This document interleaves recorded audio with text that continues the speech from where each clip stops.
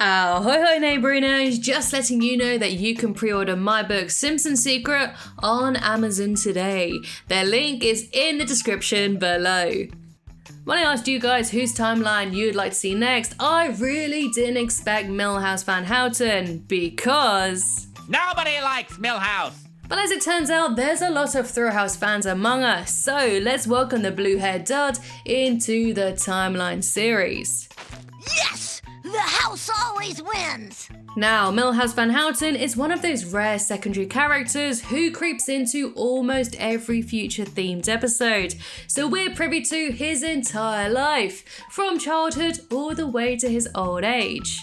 So, how does this kid break out of the friend zone and finally marry his childhood sweetheart? And does Milhouse have a darker obsession for the Simpsons family? We'll find out in the complete Milhouse timeline. Everything's coming up Milhouse!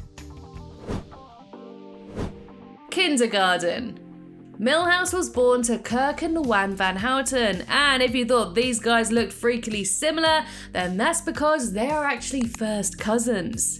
Weirdly, this adds up as Luann was born in Shelbyville. And as we all know, the town was founded on the principle that cousins could marry. As a result, Milhouse was born with a lizard tongue, as if the kid didn't have enough problems. Milhouse met Bart, his best friend, in kindergarten after making him squirt milk out of his nose by making fart noises, and the two have been inseparable ever since. Although whether or not this was a good thing is up for debate, as Bart isn't the best influence on Milhouse. I mean, he would add him to America's Most Wanted list, forcing Milhouse to go on the run from the FBI. But it's safe to say that Milhouse's life would be a whole lot duller without our bad boy Bart. Age 10, present day. Much like Bart, Milhouse crammed a whole lot into his 10th year. A notable highlight being his stint with fame as Radioactive Man's sidekick, Fallout Boy. This made a lot of sense, seeing as he's played a sidekick for his entire existence up until this point. But unlike Bart in this episode, Milhouse had no interest in superstardom, and who could blame him when he had to say the same line for 7 hours straight? I've said Jiminy Jilliker so many times the words have lost all meaning. And who was to blame for forcing him into this kid's stardom? Well, it was his parents, and they were only too happy to reap in his very high profits. I'm sorry, I can't hear you, son. I'm wearing a jacuzzi suit. Ugh. Speaking of his parents, Kirk and Luann, although genetically aligned, didn't have the smoothest marriage.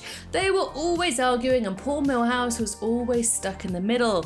This is another time where the parents' decisions and actions didn't benefit Milhouse's upbringing at all, making it very easy to imagine how he always seemed so uptight. Anyway, his parents' bickering came to a head during an evening at the Simpsons' house during a game of Pictionary, where Luann demanded a divorce. It's a door! Use it! That's a door? Luann really enjoyed the single life and proved to be quite the serial dater, hanging out with gladiators Pyro and Gyro.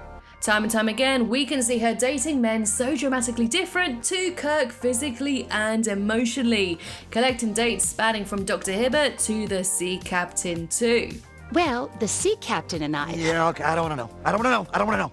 But Kirk Van Houten wasn't so lucky in love. Luann seemed to thrive from the split, whereas Kirk didn't. With his only other girlfriend Starla stealing his car, he was also fired from the cracker factory. So that's it after 20 years. So long, good luck? I don't recall saying good luck. And generally depicted as the most pathetic Springfieldian. But come on, at least he had a cool racing car bed to sleep in and a killer music career to fall back on. In short, Kirk was always painted as a loser after the split. The two would eventually get back together again and remarry, but while on their honeymoon on a cruise, they fall into the sea and presumed dead. Milhouse would then be looked after by his cool uncle Norbert until they found his parents alive and well on an island. I'll never have to be self-reliant again. Having parents like Kirk and Luann, it's no wonder that Milhouse attends counselling. But even his therapist blocked his number. Hello, Dr. Wexler? Stop calling me! The school psychologist even described Milhouse as having flamboyantly homosexual tendencies. This would come up again when his first kiss was actually with Homer Simpson, who he accidentally kissed while playing Spin the Bottle, and he seemed pretty chuffed with it.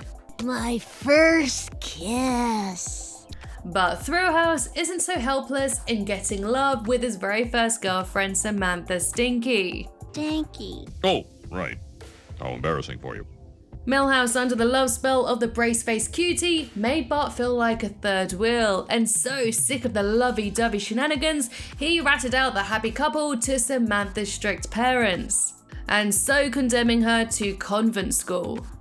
Bar Romeo Milhouse would later track her down and gave her a gallon of gummies to make it a more worthy goodbye.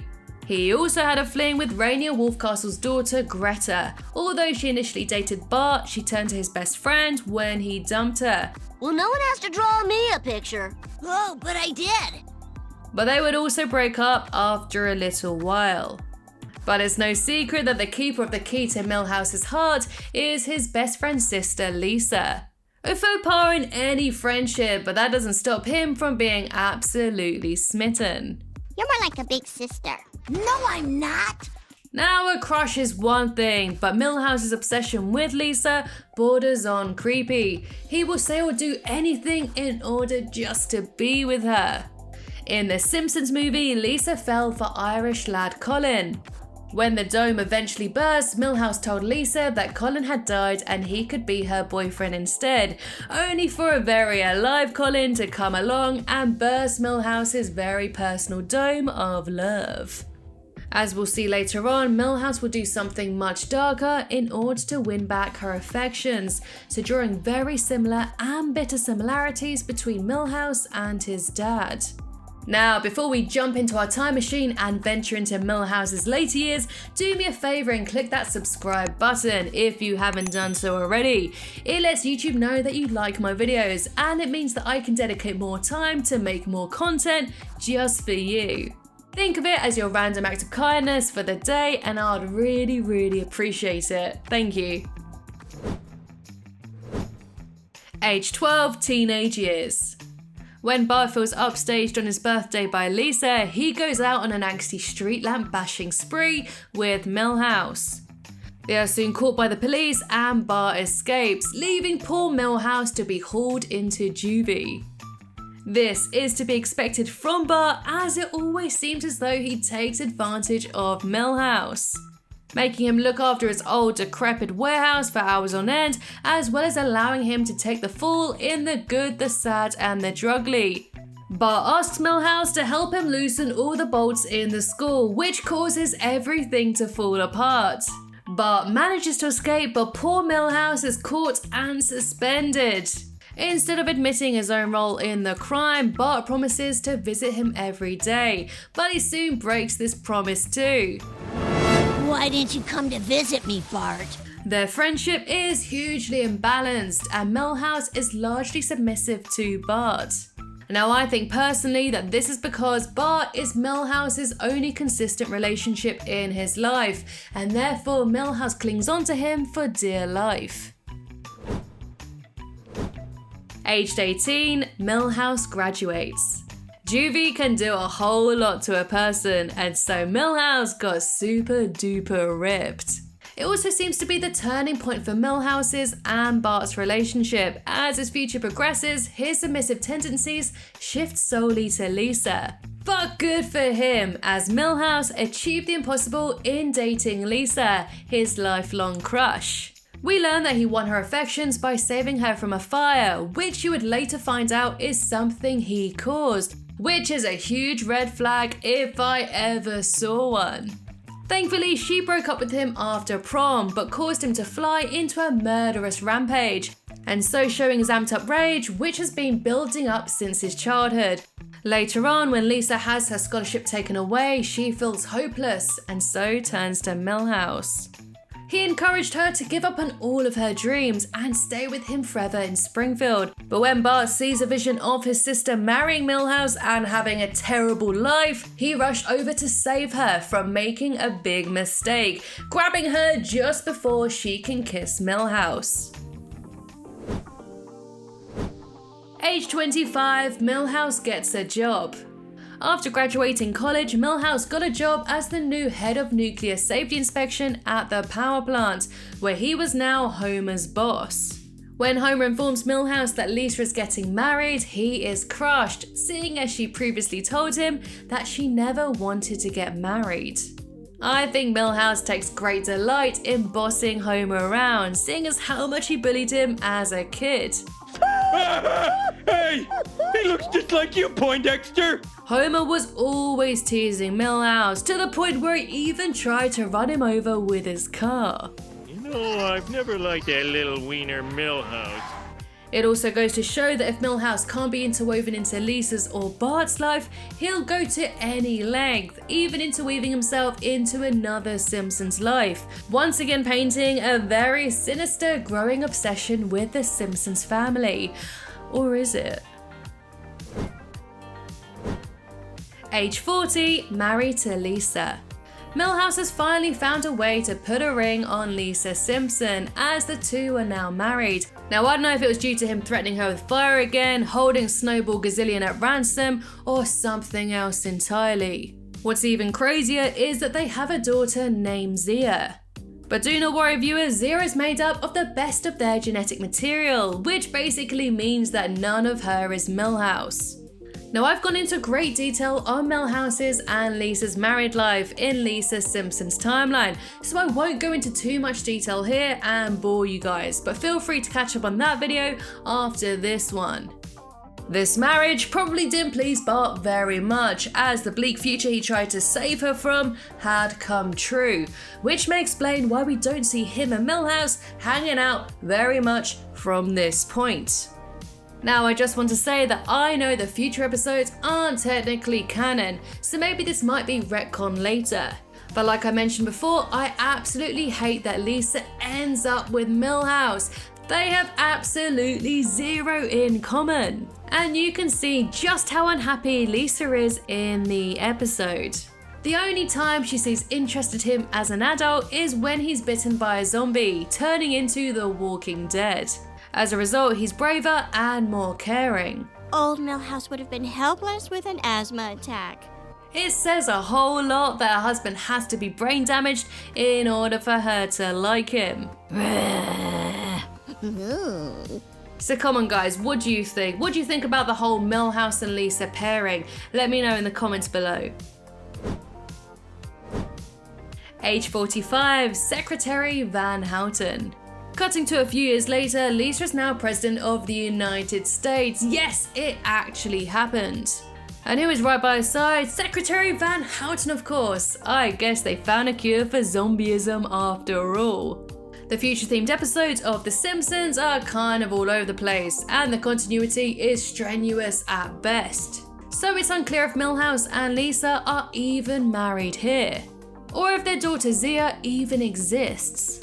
My theory is that Lisa divorced him after he was cured of zombieism. I mean, she did seem to get along with him a lot more when he was a zombie. Age 70, old age.